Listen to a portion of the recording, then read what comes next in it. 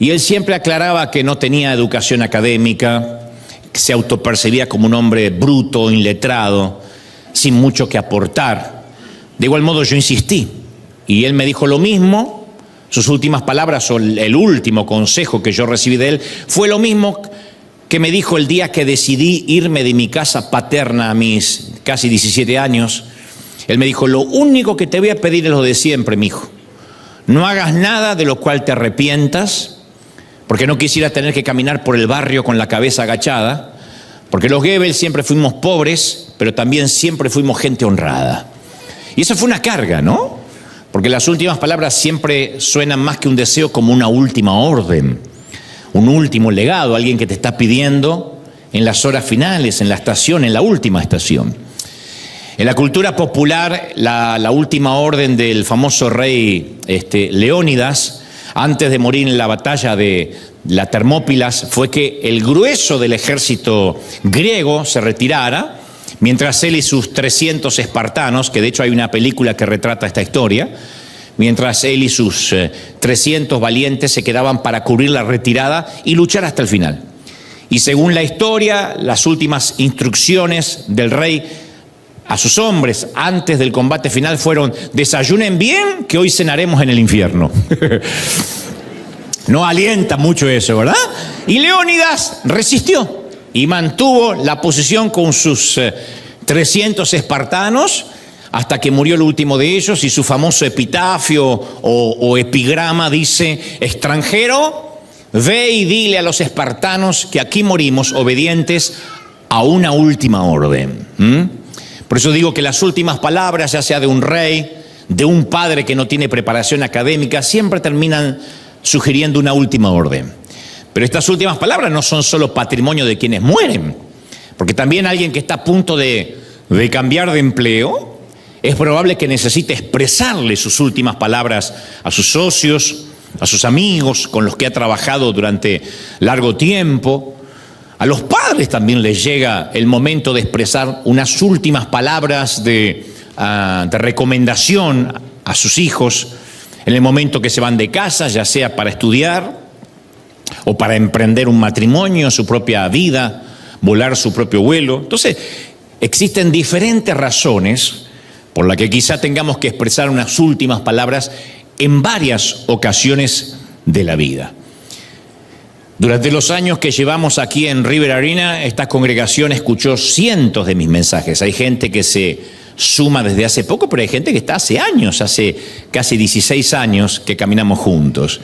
Pero yo estoy consciente que algún día habrá un último mensaje que tendré que expresar mis últimas palabras como vuestro pastor.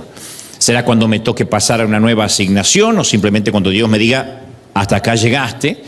Por lo tanto, sé que ese día voy a tener que escoger las palabras con cuidado, con sumo cuidado, expresarlas con sensibilidad, con emotividad, porque será la última vez que me pararé ante ustedes como líder y ante la gente que está viendo desde casa. Y la Biblia también narra que después que Jesús le lavó los pies a sus discípulos y les sirvió la cena, permaneció con ellos unas horas y les enseñó algunas cosas que podían llamarse o etiquetarse como la última orden. No sabemos cuánto tiempo tardó ese último mensaje de Jesús aquella noche, pero hay al menos 3 capítulos completos, Juan 14, 15 y 16, que están dedicados a las últimas palabras de Jesús a sus discípulos, horas antes de que subiera a la cruz y fuera a la tumba. Y sería la última vez que les hablaría como el líder que ellos habían conocido en forma humana, al menos. Es que Jesús sabía que iban a necesitar este último mensaje o esta última orden. Dicha esta introducción, quiero meterme de lleno en la historia que nos compete hoy. Cada Semana Santa, yo suelo recordar que hubo un día en la historia, solo un día en la historia del globo, del planeta, del universo, en que Jesús estuvo clínicamente muerto. Fue un solo día, en los últimos 2026 años, en que ni una sola persona en el planeta creyó que Jesús estaba vivo. Un solo día. El sábado. El sábado por la mañana, después de la crucifixión del viernes, Los discípulos se despiertan, creo, sin haber podido dormir por 2 días, porque en realidad no dormían, dormitaban lo que podían. La ciudad que gritó anoche pidiendo sangre, hoy está callada, las calles están vacías, las multitudes se desbandaron, Jesús está muerto, insisto. ¿Qué hacen ellos este sábado? Yo digo, resulta extraño que se haya debatido tan intensamente sobre los 2 días que rodean al sábado, el anterior y el posterior, lo que hoy conmemoramos como Viernes Santo y Domingo de Resurrección. Algunas de las mentes más brillantes del mundo se dedicaron a esos 2 días. Creo que el Viernes Santo y el Domingo de Resurrección han sido los 2 días más estudiados de la historia. Y la Biblia está llena de data, de información con todo lo que sucedió ese viernes cuando mataron a Jesús. Y también hay mucha información, desde luego, acerca del domingo, que quizás es el día de más trascendencia en la historia humana. Pero aún en esta historia, en este momento que nos paramos, todavía no es domingo, es sábado. Y tampoco es viernes, porque el viernes ya pasó. Y desde ayer, como hoy es sábado, Jesús está en la tumba y, como dije, está clínicamente muerto. El sábado es el día después de que elevamos una oración al cielo sin que haya ninguna respuesta en camino. Todos vivimos ese letargo, esa desidia del sábado. Yo digo siempre que en esta vida vivimos siempre entre una oración ofrecida y la oración respondida. La tierra de la espera. No hay nadie aquí que diga, yo no espero nada. Todos esperamos algo. De parte de Dios, de parte de la vida. Algunos, en el peor de los casos, esperan que venga algo de parte de la suerte, pero todos esperamos algo. El sábado es el día después que nuestra alma cayó al suelo, sin siquiera saber hoy, sábado, que tenemos la promesa de levantarnos de la lona.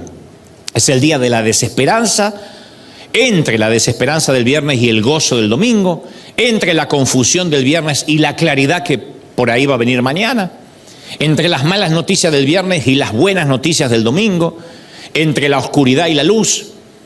El único detalle es que el sábado, que incluye la Biblia, la única información del sábado que incluye las Escrituras, es que el Imperio Romano dispuso guardias para que vigilaran la tumba. Es todo lo que vamos a encontrar en la Biblia. Ustedes dicen, ¿y qué hay del sábado? Nada. Simplemente soldados apostados cuidando la tumba de Jesús. El sábado es el día, insisto, en que no sucedió absolutamente nada. Por eso no se habla del sábado santo. Por eso no se habla de que ese día sea especial, porque es un día que está en el medio, sándwich. Es el día de la tierra intermedia, de la espera sin sentido. Y sé que exactamente hay mucha gente hoy aquí presente y en casa que está exactamente ahí. El sábado, o ese día de letargo o de espera, empieza con la frase: tu puesto de trabajo ha sido eliminado. Alguien a quien amabas te escribió: necesito tomarme un tiempo para pensar. Y todos sabemos lo que es necesito tomarme un tiempo. Significa desaparece de mi vida un tiempo y, si es posible, para siempre. El tumor resultó maligno, llame al médico el lunes a primera hora. O quizá oíste la frase de tu hija entrar a la habitación llorando diciendo: mamá, papá, estoy embarazada. O una llamada a la medianoche: papá, estoy en la comisaría, necesito que vengan. O tu madre y yo nos vamos a divorciar. O nos tenemos que mudar a un lugar más pequeño. O mamá sufrió un paro cardíaco. ¿Cuánto vas a tardar en llegar hasta el hospital? A veces una sola oración que nos arranca de la normalidad y nos mete en un multiverso nuevo, en un mundo paralelo que no pensábamos que íbamos a entrar, y la agenda, el calendario se hace añicos con una sola llamada, con un texto, y caemos de golpe en el mundo de los desempleados. Nos arrojan a la tierra de los que de repente quedan solos, al valle de los que lloran, y entramos sin querer, de manera no intencional, desde luego, al mundo de la quimioterapia, al lenguaje de la diálisis, a la rutina semanal de visitas a un asilo de ancianos. Y si bien hay quienes entran en esa tierra de manera repentina, insisto, con un llamado, con un texto, hay otros que van entrando gradualmente, casi sin darse cuenta. Entonces, por ejemplo, la constante erosión, el desgaste de un matrimonio antes que uno de los dos decida irse. Quizá cuando dicen vamos a divorciarnos, ya en su mente ella o él se divorciaron hace 10 años, nada más que el desgaste fue paulatino y no tiene fecha de caducidad.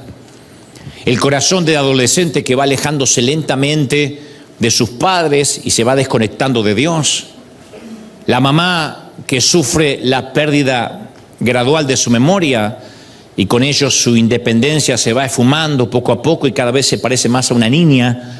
A veces, insisto, es gradual cómo vamos entrando a ese sábado de espera. Pero somos muchos los que entramos en alguna ocasión en esa tierra intermedia. Que, insisto, no es ni el viernes, que ya pasó lo peor, ni tampoco el domingo, que viene lo mejor, sino que estamos en el medio. Lo que también se puede llamar en psicología el duelo, ¿no? La negación, la negociación, el enojo, la frustración. Pero más allá de cómo entremos en ese espacio, poco a poco el paisaje de todos los casos es similar. Cada semana yo tengo el privilegio, la providencia divina desde aquí, de llevarle la historia de Jesús a los que acaban de perder su empleo. Yo siempre que me paro acá estoy consciente que hay gente que ahora no tiene para pagar su alquiler, su renta, su mortgage, su hipoteca. Siempre me paro aquí y sé que estoy consciente que hay gente que está sufriendo una enfermedad terminal y algunos quizás saben que este podría ser su último Easter, sus últimas Pascuas. Le hablo a padres que tienen hijos en prisión, que no los van a tener en la mesa navideña este fin de año. A gente que anhela tener hijos pero no logra concebirlos. Entonces mi llamado es a hablar de la gracia de Dios a gente que en el peor de los casos echaron un puñado de tierra sobre el ataúd de un cónyuge, besaron la frente fría de un hijo en lugar de su mejilla tibia.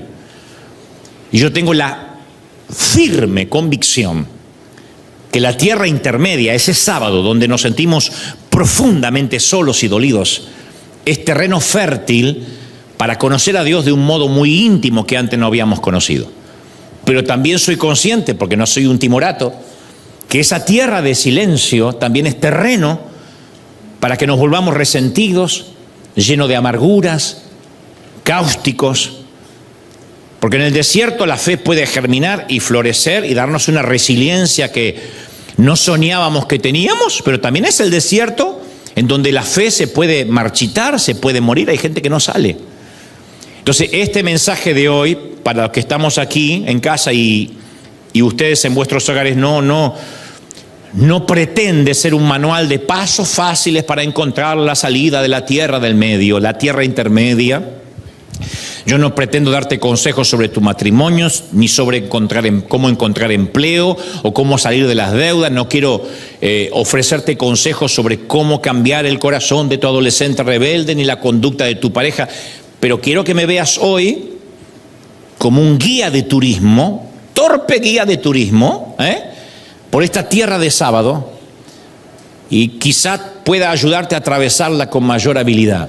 Para los que están pasando un momento de tristeza, de espera, de letargo, quiero ayudarte a atravesarla porque también me toca atravesarla en muchas ocasiones. Muchas veces, ante momentos de dolor, de tragedia, la gente cita un refrán que dice: bueno, el tiempo lo cura todo, el tiempo sana todas las heridas. A mí no me parece que esa afirmación sea tan cierta. Porque sí, hay gente que con el tiempo sana, es cierto, pero no es menos cierto que hay otros tanto que se vuelven muy amargos, muy acerbos, muy ácidos. A mí me cuesta pensar que una mamá que entierra a un hijo, el tiempo va a curar su dolor. No sé, yo nunca he perdido un hijo, pero no creo que ni 20, ni 30, ni 40 años hagan que yo pueda olvidar a un hijo. Una madre, un padre no puede olvidar. De hecho, la Biblia lo dice: olvidará la madre a quien concibió, ni aun que ella olvide, Dios te olvidará. Pero es muy difícil sobrepasar ese tipo de dolor. Entonces creo que el tiempo no siempre cura todas las heridas. Hay gente que dice: mi sábado es eterno, mi dolor nunca se va.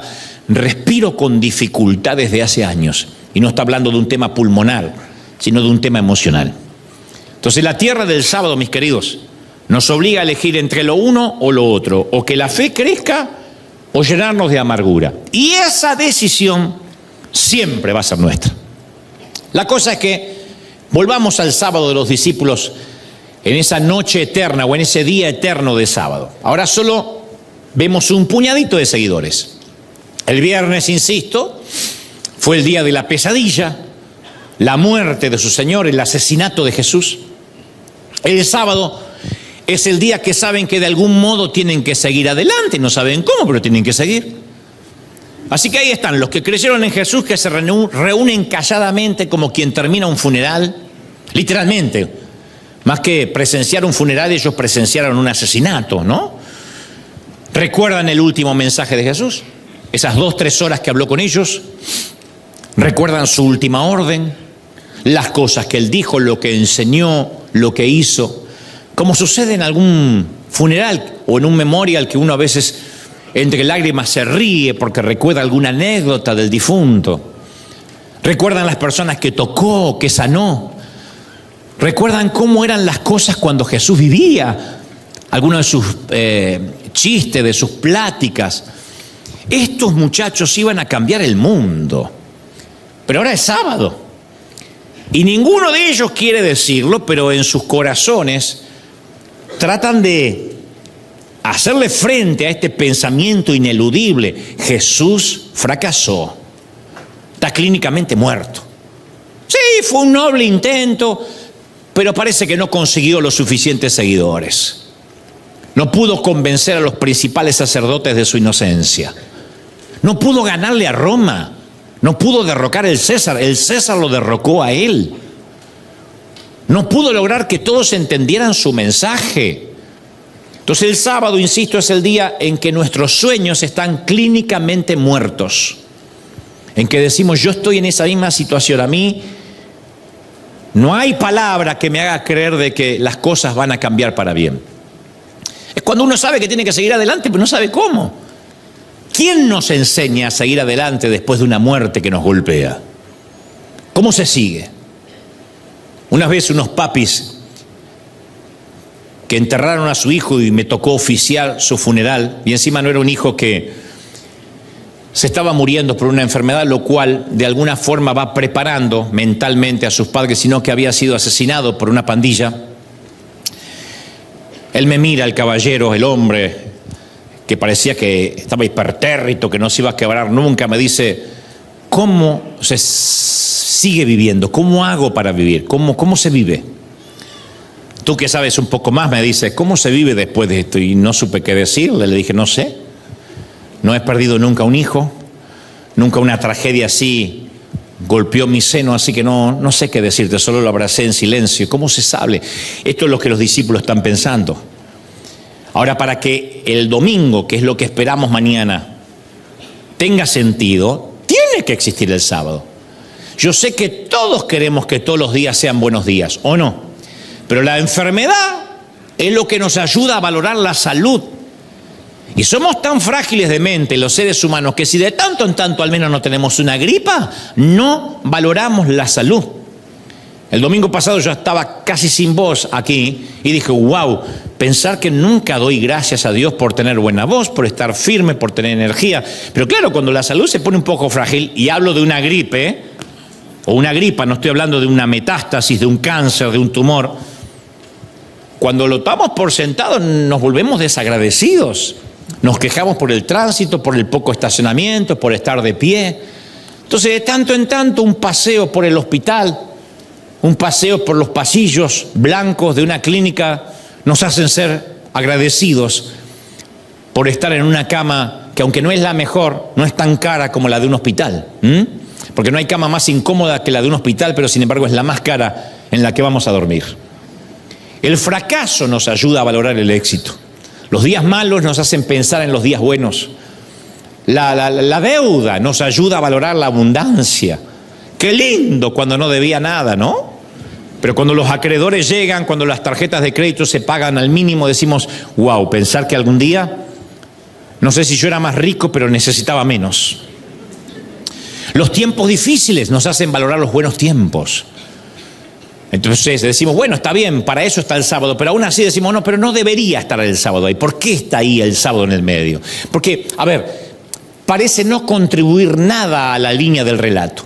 Porque Jesús podría haber muerto el sábado y resucitar el domingo. ¿Por qué no?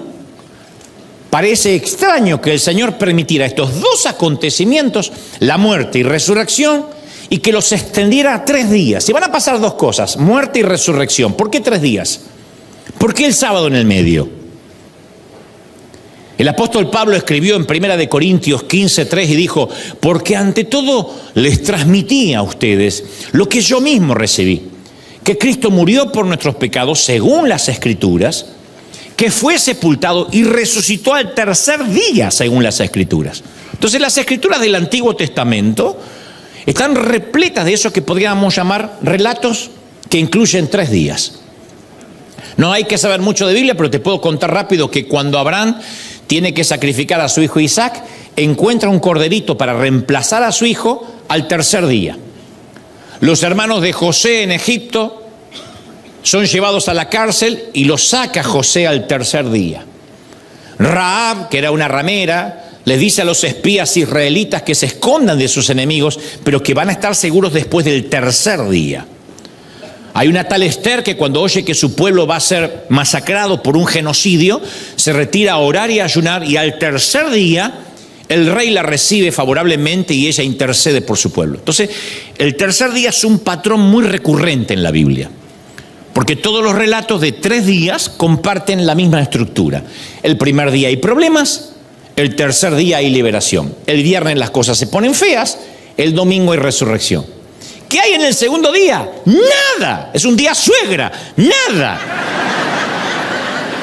El sábado solo siguen los problemas del viernes, ¿no? Se extienden los problemas del viernes. Y esto que te voy a decir es muy importante. El problema con los relatos en los cuales hay un 3er día es que no sabemos que se trata de un relato de 3 días hasta que llega el 3er día. Porque cuando uno está en el segundo día cree que eso va a ser eterno. Mientras transcurre el viernes y el sábado, lo que uno persigue es que la liberación no va a llegar nunca. La gente que vive un sábado, un duelo, un post-trauma, no sabe que va a haber un domingo. Una esposa quiere salvar su matrimonio más que cualquier otra cosa en el mundo. Su esposo no la escucha, no la ayuda. Una mamá y un papá descubren que la hija a la cual aman padece una enfermedad terminal.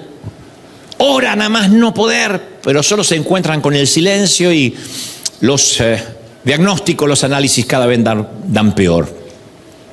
Vuelvo a preguntar, ¿qué hacemos cuando eso pasa?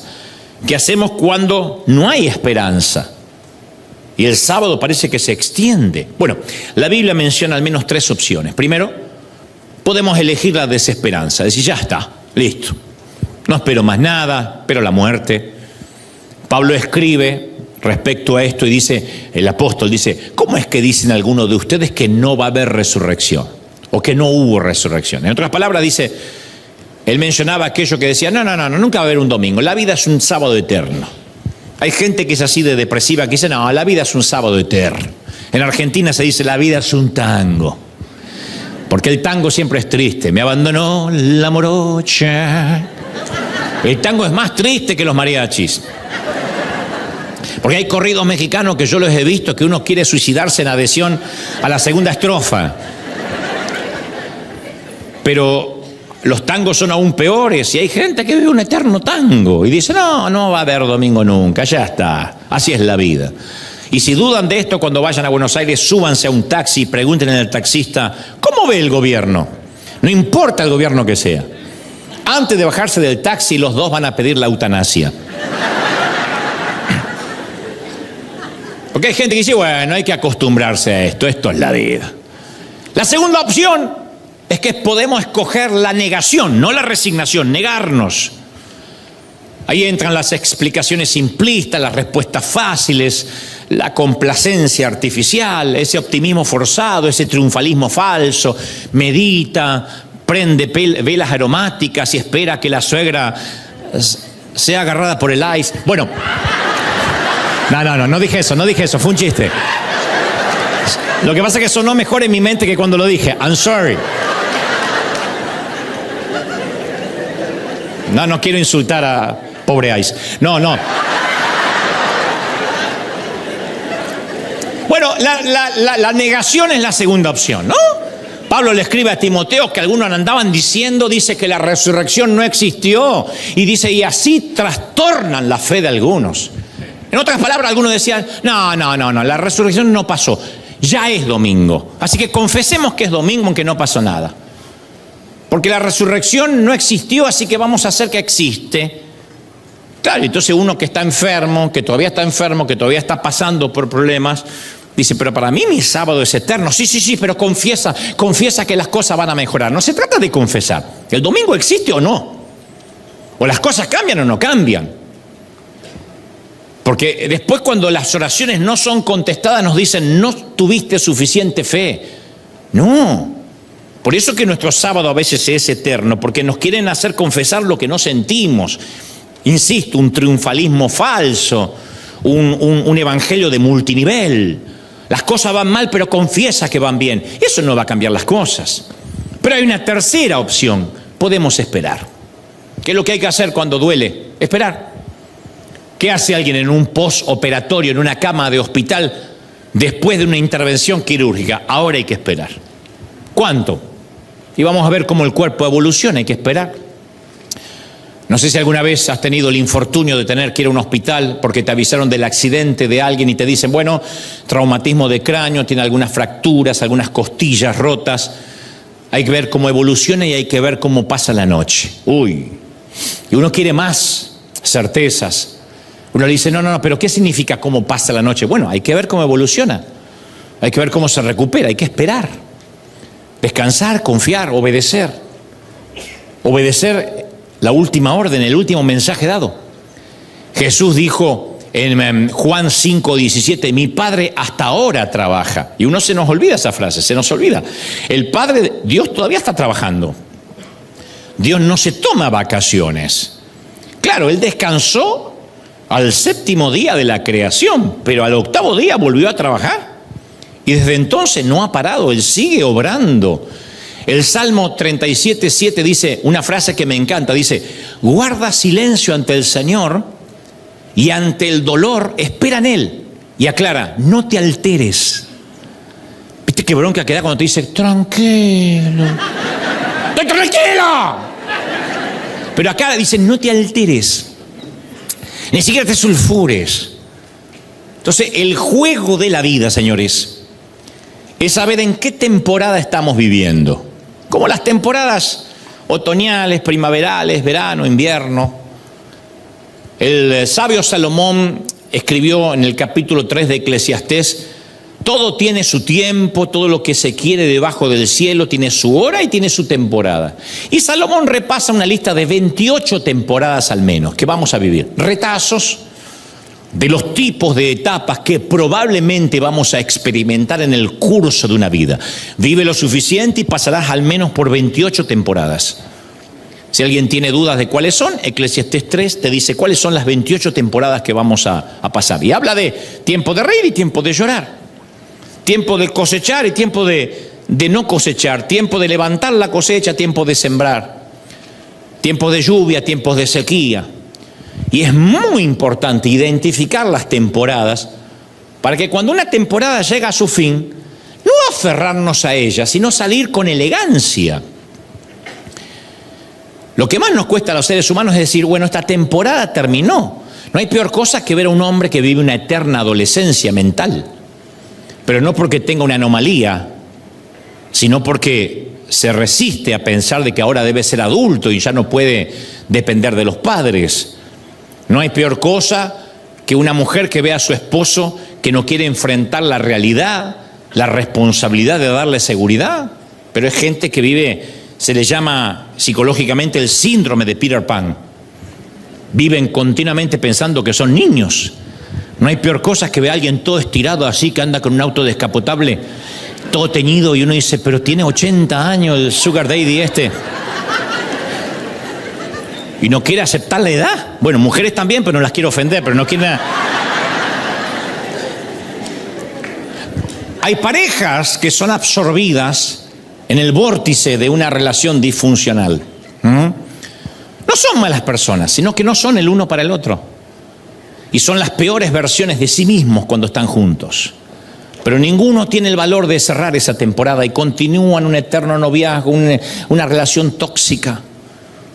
Otros no entienden que deben abandonar un empleo, un ministerio, una iglesia, porque tienden a ver las salidas como algo negativo en sí mismo. Y a veces es una parte inevitable del crecimiento. Hay que salir de casa, hay que salir de donde nacimos. Eso significa una temporada que terminó. Y a veces diré algo entre paréntesis, la renuncia es la mejor opción que podemos escoger. Pero la mayoría de las veces la renuncia no es la opción que nuestro corazón quiere. Y queremos seguir adelante porque invertimos mucho y no queremos doler a la otra persona y no queremos lastimarla. Lastimamos más, mucho más, cuando no nos atrevemos a decir hasta aquí. No es que no quiero dolerlo o dolerla en su corazón. Lastimamos mucho más por no decir terminó esta temporada. Yo voy a decir algo solo para muy buenos entendedores, sin pretender insultar la inteligencia del resto. La vida consiste en seguir la nube. ¿Se acuerdan que había una nube que guiaba a Israel? La vida consiste en seguir la nube, no en huir de los egipcios. Y muchas veces, en lugar de ser el resultado de hacia dónde vamos, terminamos siendo aquello de lo que huimos. Hay gente que dice, yo no quiero nunca volver a la pobreza de atrás. Está bien, pero ¿hacia dónde estás yendo? Porque mirar por el espejo retrovisor no te va a conducir a ningún lado hacia adelante, vas a chocar eventualmente. Hay gente que dice, no quiero repetir lo que mi padre hizo conmigo. Ok, está bueno mejorar, pero si ese es tu patrón, vas a repetir el modelo justamente por no querer parecerte. Entonces la vida consiste en hacia dónde vamos, no aquello de lo cual huimos. En un momento se terminó aquello de lo cual huimos. Yo a veces veo gobiernos que suben al poder y están sus 4 o sus 5 años de gobierno hablando mal de lo que hizo el gobierno anterior. Ok, por eso te votamos, ¿sí? Pero ¿qué propones? ¿Hacia dónde vamos? No, pero mira lo que nos dejaron, lo que hicieron los corruptos. Ok, eso ya sé, esos son los egipcios, pero ¿hacia dónde vamos? ¿Cuánto tiempo vamos a hablar del pasado? ¿Cuánto tiempo vamos a maldecir lo que se hizo mal? Entonces nuestra vida nunca va a ser definida por aquello de lo cual huimos, sino atribuida a aquello hacia lo cual corremos. Uno se da cuenta yo digo siempre cuando ve un principiante de surf. Yo nunca hice surf en mi vida, no lo voy a hacer, porque tengo pánico al agua, pero yo me paro en la orilla y puedo ver los principiantes, porque los novatos sí tienen toda la actitud del surfista. Lo primero que se compran es la ropa de neopren y van con la tabla. Una mezcla rara de surfista y Cristian Castro, pero van. Y ustedes ven que los novatos pelean contra las olas en vez de bailar con ellas. Y trabajan más duro de lo necesario para atrapar una ola y después terminan buscando oxígeno en la espuma del agua blanca. Los surfistas veteranos tienen una extraña percepción de las corrientes del océano, del comportamiento de las olas. Su intuición les dice sobre cuáles subirse y sobre cuáles olas dejar pasar. Tengo un amigo surfista en Argentina que dice, y le digo, ¿cómo sabes qué ola subirte? Me dice, uno lo sabe, no sé, es un timing. Disciernen cuáles olas lo van a llevar lejos y cuáles olas lo van a dejar agotados. Y una de las señales verdaderas de un veterano no es cómo alcanza una ola, sino cómo y de la manera en que se bajan de la ola. A mí me gusta ver los surfistas veteranos porque bajan de la ola así y agarran la tabla y caminan. El que viene a hacer surf por primera vez baja así. Se va desmembrando, parece Bob Esponja. Entonces el truco es saber cómo bajarse de la ola. Y los sábados llegan, esos eternos sábados, para que hagamos una pausa necesaria, para que aprendamos a bajarnos de ciertas olas con elegancia, con estilo. Hay temporadas que hay que terminarlas con estilo. Y el sábado nos ayuda a pensar, esta temporada se está terminando, este duelo está llegando a su fin, tengo que terminar esta temporada con estilo. No fue la mejor, pero tengo que terminarla. Ahora, ¿qué hacemos con un sábado de espera? ¿Qué hacemos si nos vemos atrapados entre las opciones de quedarnos o renunciar y ninguna de las dos nos parece buena? Pedro, Simón Pedro se sintió así, que era un sencillo pescador, se encuentra con Jesús, le da una inspiración, una visión impactante. Jesús lo llamó: Pedro, camina conmigo, sígueme. Ese fue posiblemente el primer y último mensaje que recibió Pedro. Y cuando a Pedro lo amenazan, lo enfrentan, negó que conocía a aquel que le había cambiado el rumbo de su vida. Así que Pedro regresó a la pesca, porque él dice: bueno, yo al final para lo que sirvo es para pescar. Y regresa a la vieja vida. Y cuando el Señor se reencuentra con él, le dice: Pedro, ¿yo qué te llamé a hacer? ¿Qué te llamé a hacer? ¿Cuál fue tu asignación? En otras palabras, ¿cuál fue tu última orden? Y que te siguiera. ¿Y entonces qué haces pescando? Es que te fallé. ¿Pero cuál fue la orden? Pero te fallé. ¿Pero cuál fue la orden? Que me siguieras. ¿Cuál fue la última orden? Hay una anécdota que relata que el general San Martín le dio órdenes a su cabo que no dejara pasar nadie al despacho de su regimiento con botas erradas, con herrajes, espuelas, que nadie pudiera pasar a su despacho con las botas puestas, principalmente porque las traían embarradas, entre otras cosas. Y el cabo dijo: sí, señor. Hasta que un día el propio San Martín quiso pasar con las botas puestas. Y el cabo le dijo: lo siento, o se quita las botas o no lo puedo dejar entrar. Son sus órdenes, señor. Porque le dijo: no entre nadie con las botas puestas. San Martín le dijo: señor, ¿está consciente, cabo, que yo fui quien dio esa orden? Por supuesto, señor. Cámbienme la última orden recibida y con gusto lo dejaré pasar. Dicen que el cabo fue ascendido, entre otras cosas. A mí me gusta esa filosofía de vida. Permanece en donde estás cuando no sepas qué hacer, obedeciendo la última orden hasta tanto se te dé una nueva. ¿Qué fue lo último que Jesús te dijo? Cada vez que en tu sábado estés listo para renunciar, vas a recordar la última orden. Siempre. No hay nadie que diga: a mí Dios no me dice nada. Puede que no te diga, pero te dijo. El Señor te va a hablar para preguntarte: ¿qué fue lo que te llamé a hacer? Sí, me dijiste que aguante. ¿Y cambió? Me dijiste que resista. ¿Y? ¿Cuál fue la última orden? ¿Cuál fue la última orden que recibiste? Las relaciones pueden cambiar porque las relaciones están en movimiento. La geografía puede cambiar, pero seguiremos haciendo aquello para lo cual fuimos asignados siempre. ¿Cuál era el llamado original de Pedro? 3 años antes Jesús le dijo: no temas, desde ahora serás pescador de hombres. Esa orden nunca cambió. ¿Para qué vuelve a pescar pescados? Es que no sirvo para lo otro. No se te preguntó para qué sirve, no te elegí porque sirves. Vas a ser pescador de hombres desde ahora, no cambió la orden. ¿Cuál fue el llamado de Dios cuando llegó a ti por primera vez? No sé qué te dijo, pero sí estoy seguro que te dijo, entre otras cosas: sígueme, camina conmigo. O no, sígueme. Porque si no, no estaríamos siguiendo a Jesús. En algún momento dijiste: voy a seguir a Jesús. Así que la orden fue: sígueme. Y se nos olvida esta orden sencilla, que es más importante que cualquier otra decisión. ¿Estoy siguiendo a Jesús, sí o no? Porque esa fue la última orden. A veces es lo único que tenemos. Tengo que seguir a Jesús, punto. Yo leí la historia de un tal Hiro Onoda, un oficial de inteligencia del ejército imperial japonés, que se negó a rendirse, la historia es real obviamente, y permaneció en su puesto en una isla de Filipinas 29 años después que terminó la Segunda Guerra Mundial. 29 años el tipo se mantuvo. Su sábado de espera duró casi 30 años. Esto va para algún soltero que está preocupado. 30 años.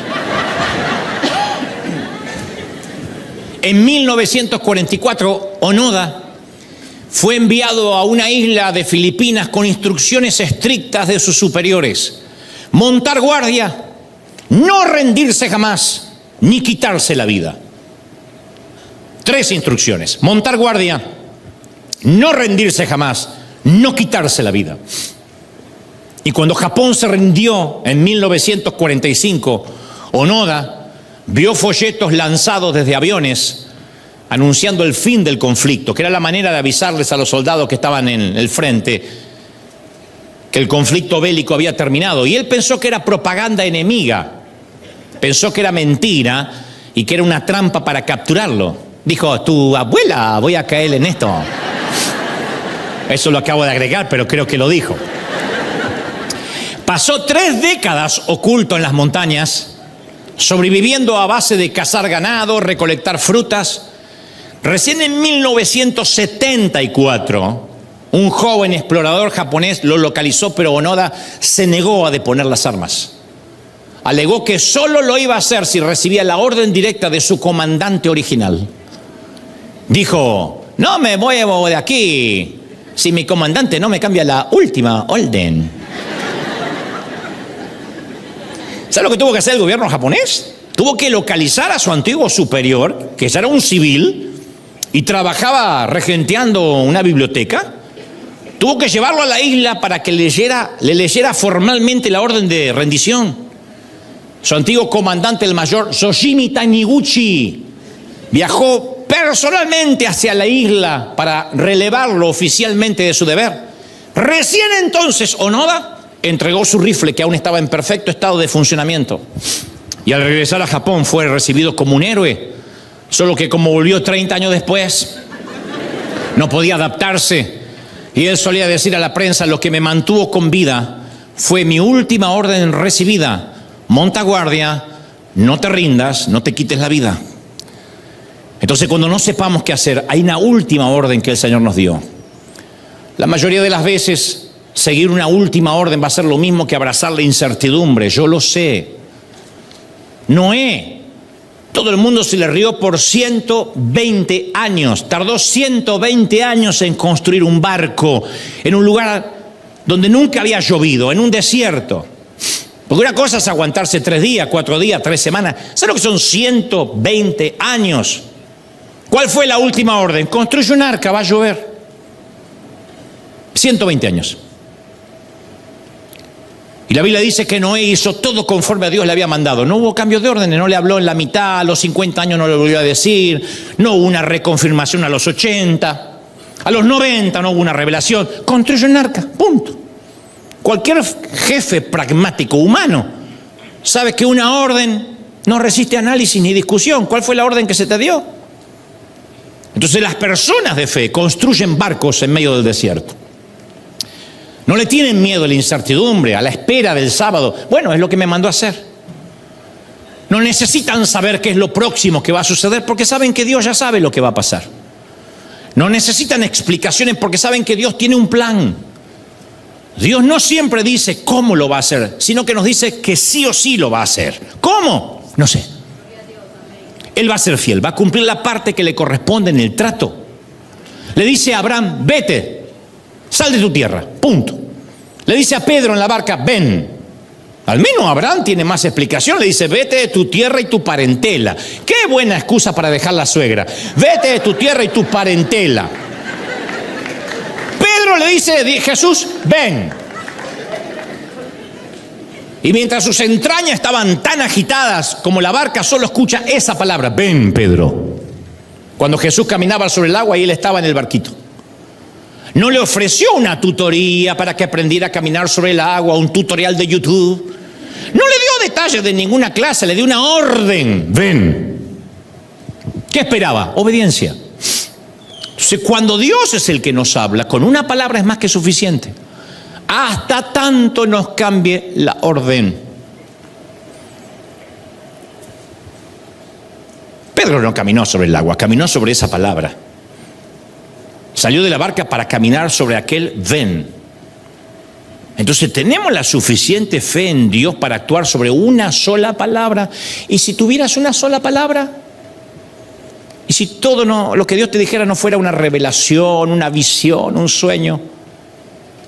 Porque si es así, significa que aunque no sepamos cómo va a resultar todo, hay que obedecer. Tal vez la única palabra que te está dando acerca de tu pareja sea: quédate. Permanece. No sabes si es por ahora, para siempre, pero es la palabra que tienes.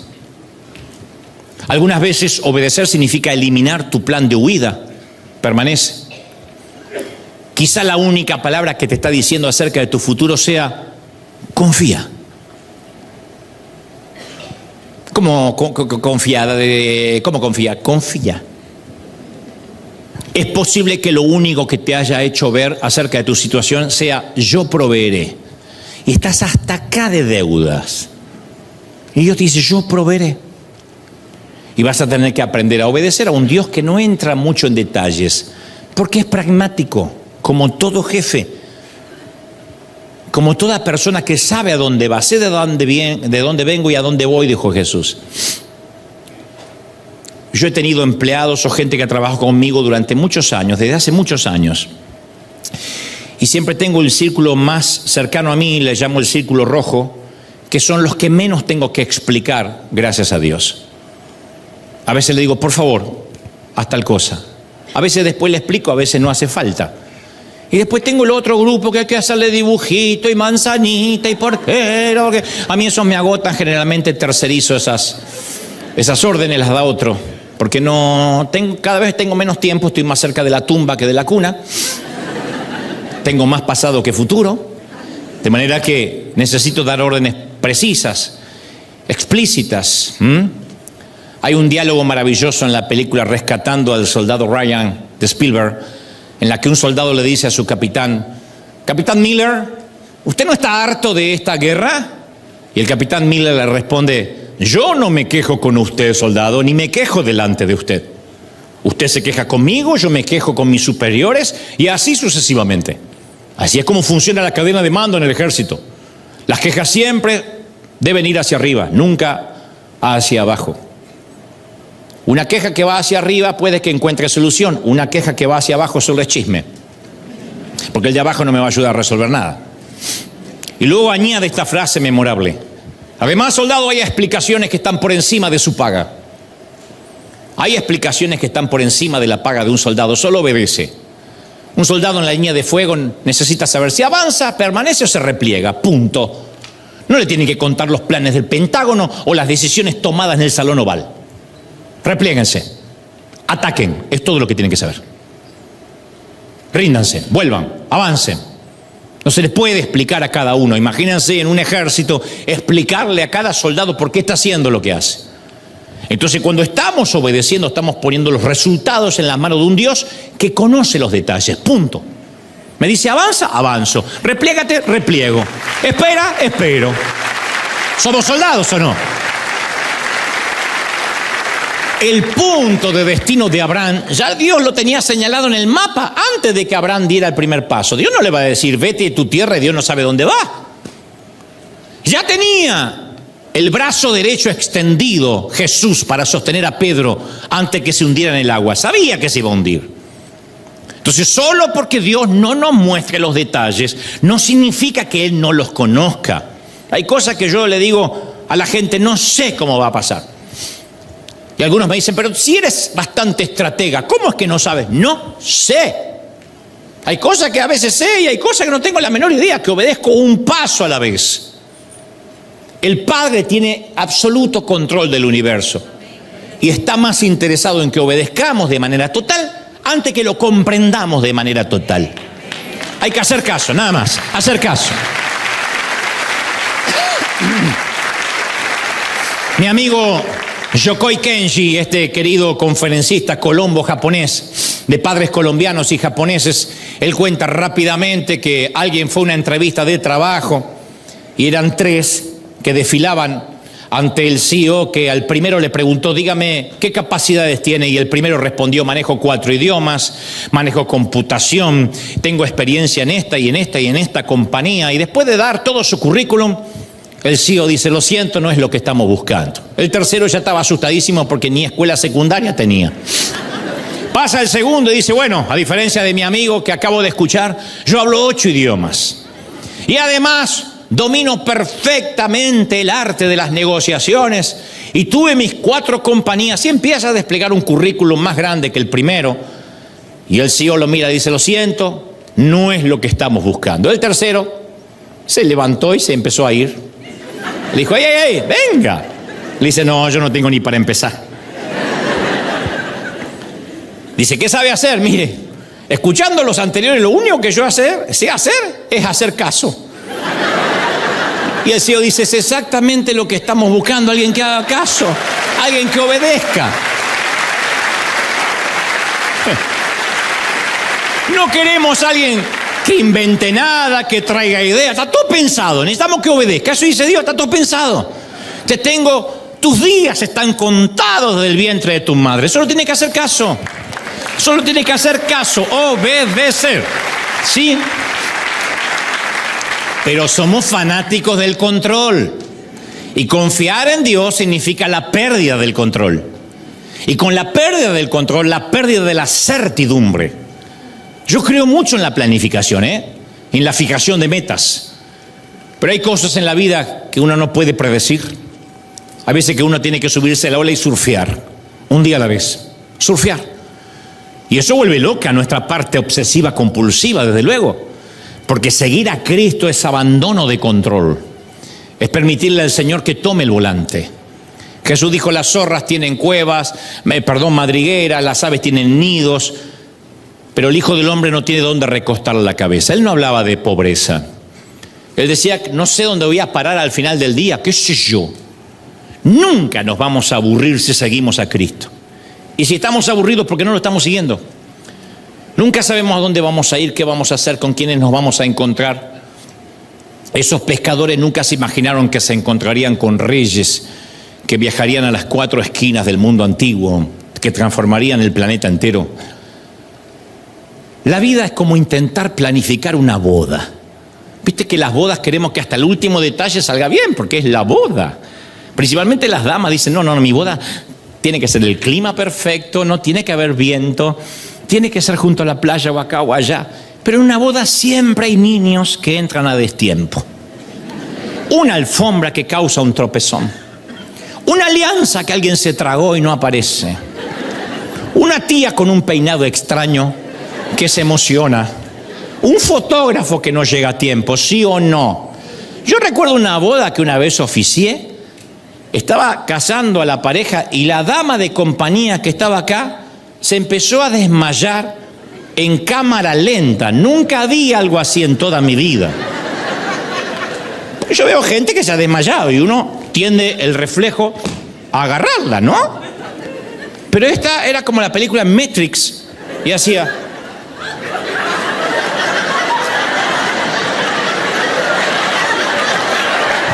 Y yo dije, a lo mejor es parte del acorio que... No, de verdad. Y es como que iba cayendo con estilo, así. Parecía la danza del vientre. De verdad. Yo dejé que cayera con estilo porque digo, hizo, y se cayó.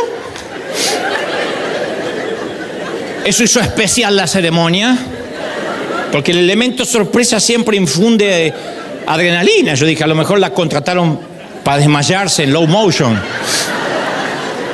Entonces, es posible que en ocasiones nos encontremos tropezando de una temporada a otra, buscando una respuesta que nos ayude a conectar los puntos. Y si no logramos encontrarla es porque estamos atravesando ese segundo día, el silencio del sábado. La semilla nunca sabe en qué se está convirtiendo, simplemente es una semilla. Se está pudriendo aparentemente, pero cree que está enterrada, no está enterrada, está plantada. Y Dios solo nos pide que confiemos en Él mientras que Él trabaja. Hay momentos que necesitamos nutrientes para crecer. Entonces los problemas de la vida, las esperas, sirven como vitaminas necesarias para que demos fruto saludable. Las pruebas, las tribulaciones nos ayudan a crecer. Pero solemos pensar, pero si Dios es poderoso, Él podría haber detenido la propagación del cáncer. O, ¿por qué Dios permitió que perdiera mi empleo después de todo lo que yo invertí en esa compañía? ¿Cómo podría Dios permitir que aquella relación terminara? Si Él me amara, quisiera que yo realmente estuviera sola. Si tienes pensamientos así, no estás solo. Yo también he estado en ese laberinto mental. Y durante esos momentos uno tiene que confiar en que algo está creciendo durante el sábado. No sé qué, resiliencia, carácter. Algo está creciendo que nos va a hacer diferente. Esa tierra intermedia tiene propósito. ¿Cómo puedo saberlo? Porque Dios lo dejó claro en Jeremías 29:11. Dice, yo sé muy bien los planes que tengo para ti. Sé muy bien. Planes de bienestar, dice Dios, no de calamidad, a fin de darte un buen futuro y una esperanza. Yo sé que tengo planes para ti. Entonces Dios nos ha colocado en un invernadero espiritual que está equipado con luz del sol, con lluvia y hasta el estiércol que necesitamos para convertirnos en una planta que da frutos. Diré esto una vez: este campo que estás ahora no es un cementerio. El sábado no es una tumba definitiva. Es un ambiente controlado por Dios, que se acerca a la resurrección, pero es un ambiente controlado por Dios, ¿sí? Puedo darte un consejo que no me estás pidiendo. Tu domingo de resurrección está muy cerca, pero mantente fiel mientras dure tu sábado, recordando que la última orden tuvo que haber habido una. Permanece, confía, aguanta, resiste. Aférrate a ese mensaje, no te muevas de ahí. Recita lo mismo que el rey Leónidas y sus espartanos. Aquí morimos obedeciendo a una última orden. Y si no tienes esa hidalguía y esa bravura, recita lo que dijo el oficial japonés Onoda: no me muevo de aquí hasta que mi comandante cambie mi última orden. Monta guardia, no te rindas, no te quites la vida. A veces una última orden es: mantente respirando. Vive, sobrevive, resiste, mantente con vida. Eso es todo, mantente con vida. Es una orden que se da en el ejército: manténganse con vida. Y mientras, manténganse con vida. Eso significa ración en la comida, ración en el agua, no sé, pero manténganse con vida, los necesitamos. Y la última orden que recibimos de parte del Señor, todos, ¿cuál fue? ¿Cuál fue la última orden? Si alguien dice: es que yo no recuerdo bien cuál fue mi última, entonces te diré una que todos compartimos. Vayan pues a la gente de todas las naciones y hagan que sean mis discípulos. Bautícenlos en el nombre del Padre, del Hijo y del Espíritu Santo. Enséñenles a obedecer todo lo que yo les mandé a obedecer a ustedes. Pero no se preocupen, que yo estaré con ustedes todos los días hasta el fin del mundo. Esa fue la última orden de nuestro Señor. Yo puedo vivir con eso. Lo único que hay que hacer es resistir hasta que llegue nuestra resurrección del domingo. Así que, soldados del ejército del Dios viviente, escuadrón de emergencia en combate contra las filas invasoras, bloque de búsqueda, manténganse en vuestra posición, manténganse con vida. Las cosas pueden empeorar o no, pero no te muevas de donde Dios te puso, mantente en tu asignación. Si no hay ninguna nueva orden, la última será suficiente. Si no tienes una última, recuerda estas últimas palabras del Señor: no te muevas de ahí hasta tanto Dios te cambie la orden. Permanece, aunque termine la guerra, aunque continúe la guerra, no te muevas. Monta guardia, resiste todo lo que tengas que resistir mientras que montas guardia, por favor. Nunca te rindas, nunca y jamás pienses en morir. No te quites la vida, permanece vivo, siempre permanece vivo mientras que el Señor te dé la gracia para hacerlo. Respira. Un aplauso al Señor de señores, al Rey de Reyes. ¡Bendito eres! Te exaltamos, Dios. Vamos a celebrar la resurrección del Señor.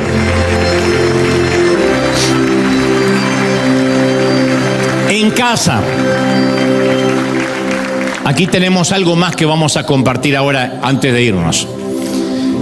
Pero antes de despedir a los que están del otro lado, debo decirte que las asignaciones que Él nos da no siempre son glamorosas, no siempre están llenas de historia. A veces es montar guardia en una montaña lejana, ¿sí? Esto tipifica cuidar a un papi que cada día que envejece se comporta más como un niño. Yo sé de eso. A veces la asignación que nos toca es toda la vida cuidar a un hijo que sabemos que no se va a casar, que no va a valerse nunca por sí mismo.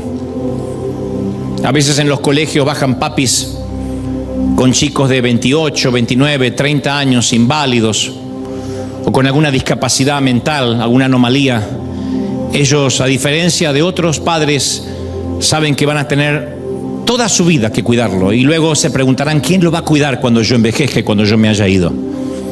A veces las órdenes que nos dan, insisto, no son glamorosas.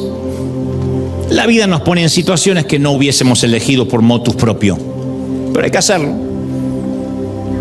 A veces con los limones hay que hacer limonada y aguantarse la que venga. Es la vida, señores. A donde vayas y te congregues y te encuentres con un cura o un pastor o un rabino que te prometa una vida de rosas de este lado del sol, huye de esa iglesia evangélica, de esa sinagoga judía o de esa basílica católica.